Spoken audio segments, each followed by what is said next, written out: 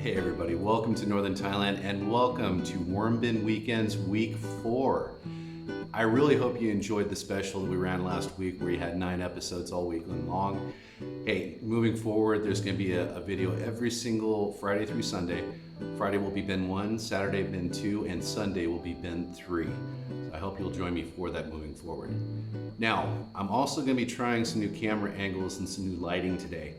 I hope it works. I've been using the front-facing camera from my camera phone here for the majority of the videos. I really have not liked the resolution in full screen mode. So I'm gonna try flying blind using the rear side camera and see if maybe that doesn't help, because I do think the resolution's a lot better. So we're gonna give that a try. Now, between weeks, if you remember back during week 3, Bin 2 and even to a certain degree Bin 3, they were ghost towns. There was no worms in either one of those bins, especially Bin 2. What I had forgotten was that back after week 2, when I made the decision to take the plastic cover off of the bedding for all the bins, I had a mass exodus of worms that was in the water tub and even in the handle. I think you could see it. That handle was in the Bin 2 bin. That handle is Bin 2. I have a feeling what happened was I did not get all the worms back in Bin 2 from that event, and consequently the population now has been spread out unevenly across all 3 bins. So after the video shoot from week 3, I decided what I'm going to do is I'm going to try to move the worms around a little bit at a time from Bin 1 over to Bins 2 and 3, because Bin 1's population looked great. You saw that the worms were going into the middle of the bedding to get to the food. That's what I want to hopefully start to have happen with Bins 2 and Bin 3 as well. So that's what I think happened with regards to the populations. So with all that being said, let's go ahead and start now with bin number 1. All right, week 4, bin 1. Now, just a couple really quick things that I didn't mention in the opening. The worm food. The bin is still filled with larvae. Guys, I gotta tell you what, I have been fishing larvae out of that thing every single day now for almost a month, and there's still more in there. And the problem is some of them are ready to pupate and go to flies, and I've even got baby ones in there, which tells me that the black soldier flies here in my area were constantly visiting the bin, laying eggs the whole time the bin was outside. So it's gonna take a little time, which may actually be a blessing in disguise, because that's giving me time to make sure I get these bins as stable as possible before we get there. Other than that, let's dig in. Okay, fruit fly took off there. This has been 1, it's on the bottom. It is the coolest of the bins, relatively speaking. Not a lot of condensation, a few castings, which means they possibly were up here on the lid, so that's a good start. All right, let's see what we got here. Okay, an opportunity to talk a little bit. See these white specks here? This mold material? This is part of new bin syndrome. And by that what I mean is with brand new bins that haven't been properly cycled, this is the kind of stuff that starts to happen. This is like a fungus or a bacteria that starts to create a mold. It's not a bad thing, but what it is an indication of is that the worms are not active in these areas, churning stuff up, because if they're tunneling to get to areas of the bin to get to food, these kinds of things don't have the opportunity to put their roots down and start to spore and sprout. Like fungus, for instance.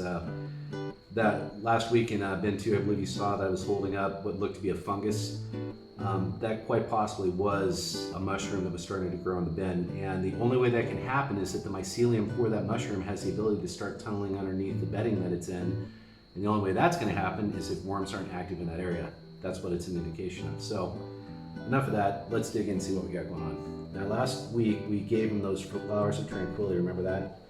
Let's see what we got here. Let's put that out of the way. Banana leaf. Yeah, I think maybe the flowers may have contributed to some of what we're seeing, so. They don't look like they're there though. That's kind of interesting. This has been 1, if I remember correctly, and I'll have to look. I think I put the banana leaf down first and then the flowers on top of it, so maybe it's underneath this.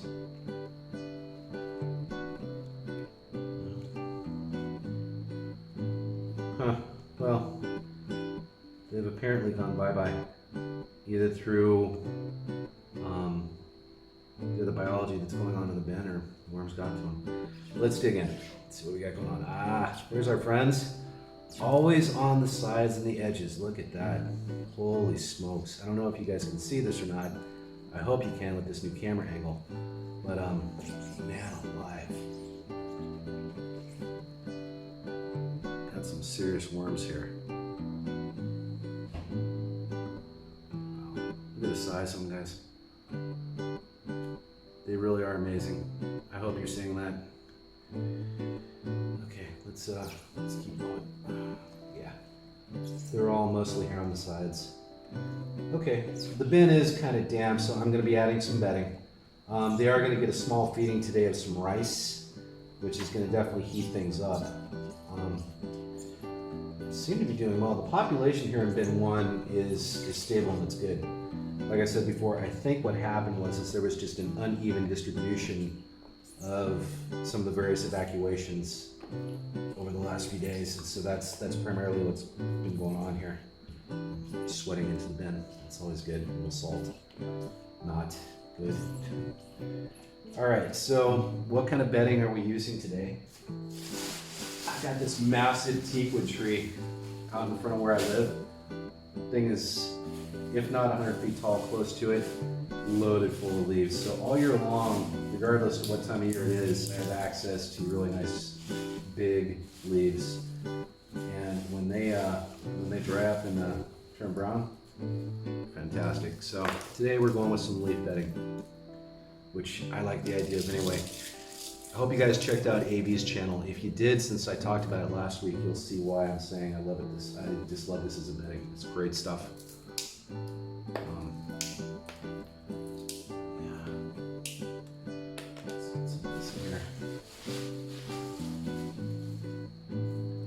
Last week we put in a lot of brown cardboard. So this week we put in a lot of leaves.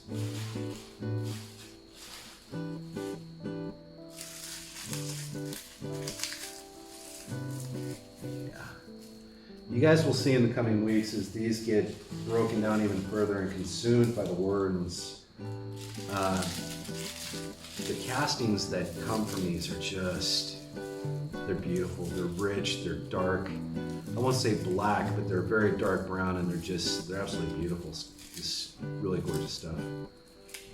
Break this up if I can.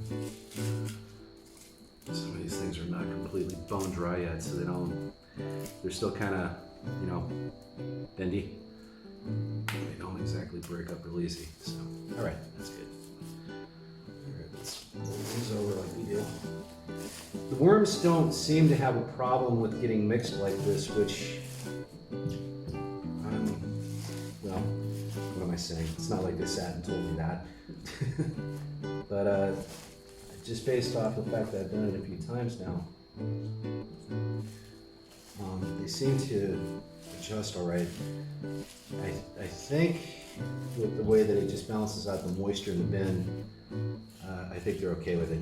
That and just the fact that some additional food source and hopefully stabilizing the pH and making things more comfortable for them too at the same time. Okay, see, this is what ends up happening to these things. They bend, they don't break yet. And that's okay. The worms actually will eventually take care of this stuff. It just takes a very long time. If you've ever added bananas into your bin, that top of the banana always is one of the last things in the bin. It's like, it takes forever for it to break down and get processed by the worms. Alright. Let's get our mold broken up from the Flowers of Tranquility. I never did look that up, by the way.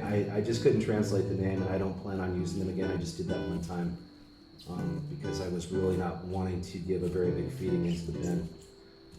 But yeah, supposedly it makes a really nice relaxing tea. I'm a coffee drinker, so I don't drink tea that often. It's not that I won't, just I think it's setting and probably the meal that really would dictate that.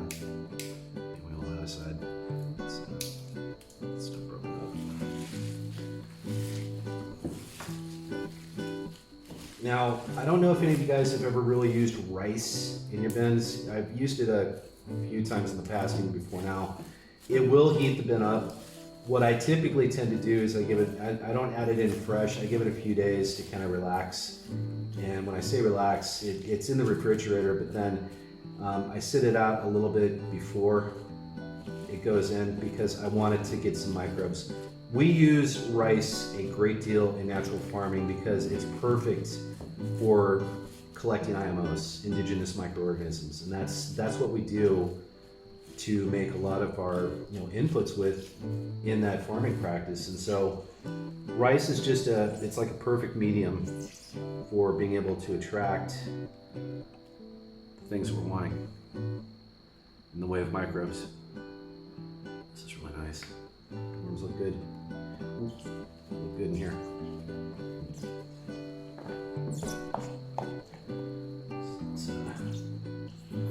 Let's work over here a bit. Have some more bedding. Sorry guys. Yeah, it's kind of damp down at the bottom, so this just, I'm okay with doing this. I don't mind doing this on a weekly basis, so long as the worms don't, freak out and go crazy and start exiting the bin again. It keeps it from getting anaerobic. I mean, obviously it's wet, but it doesn't have a chance to get fully nasty, which it definitely can do if left that way for long periods of time. Like for instance, I would not want to leave this bin this wet for say a month without checking in on it. That just would be, it just wouldn't be right. For the worms, for the bin, just for the whole process, it would just really not be a very good thing to do.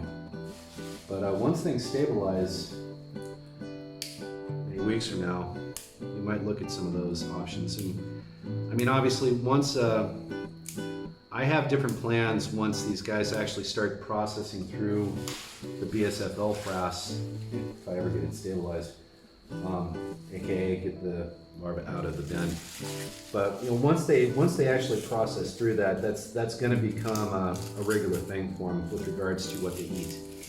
I'm going to obviously have to refine that process a bit to try to do what I can to get the larva out in a more timely fashion.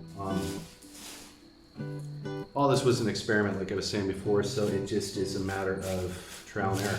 You have to figure out what works, fix what doesn't, or just exclude it altogether. I think it can work, but I've got to come up with, beautiful, huh? Big. I've got to come up with a better way to get the larva evacuated from the bin. That's really all there is to it. And so that's just gonna take some design ideas. At some point I may have to look at just coming up with a different bin system. But it works for now. I probably could have made my life a little bit easier had I started to actually take the larva out a little bit sooner than September. Because they primarily had worked through everything that they were going to be able to work through at that point. I was adding additional things in at the end there that you saw, like with the mangosteen shells. I also ended up adding some banana peels at the very end as well. None of that was necessary. They had already worked through everything that they could.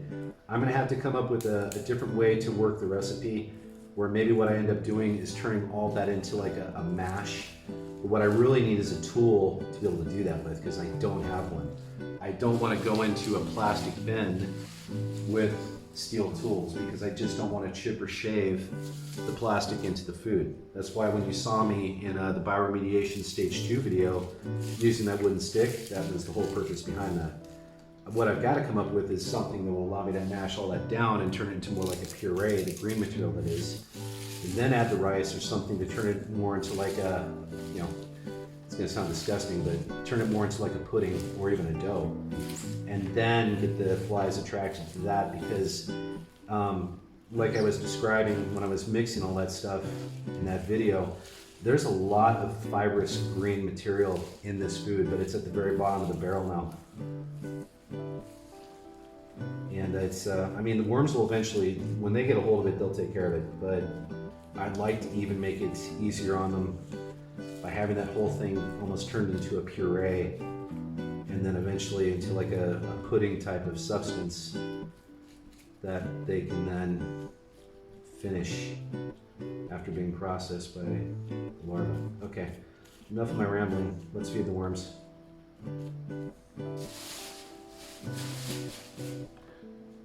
Oh, rice.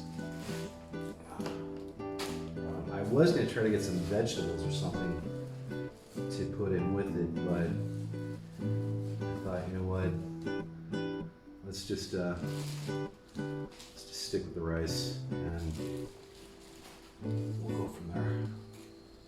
Now, like I said, this is going to heat the bin up, so I don't want to overload with rice, but that right there's a good healthy feeding. They should be able to, you know, process through that. They have so far. You've seen already, back in week 1, I put rice and hard-boiled eggs in, and I mean, they went to town on it, so. And with bin 1 here and the population that's already present, yeah, I think they'll probably enjoy this. In the meantime, I'm still working to get the actual food together that I really want them processing through. Okay, moisture's not bad. Fruit flies, they're still here. I mean, there's some on the corners and the edges. Fruit flies happen. It just, you know, get used to it. They're gonna happen. Mites happen as well. I don't see as many this week, which is kind of surprising actually. Makes me a little suspicious, to be honest with you. I don't know where they're hiding. Okay. That is that. And good for another week. I want to thank you, gang, for joining me today. Hope you enjoyed the video. Please like and share it if you would. I would appreciate that. Please subscribe to my channel as well if you haven't already. I would definitely appreciate that as well. And hit the bell notification icon so you can be alerted the next time I upload new content. And listen, wherever you are in the world today or tonight, take care. Bye for now.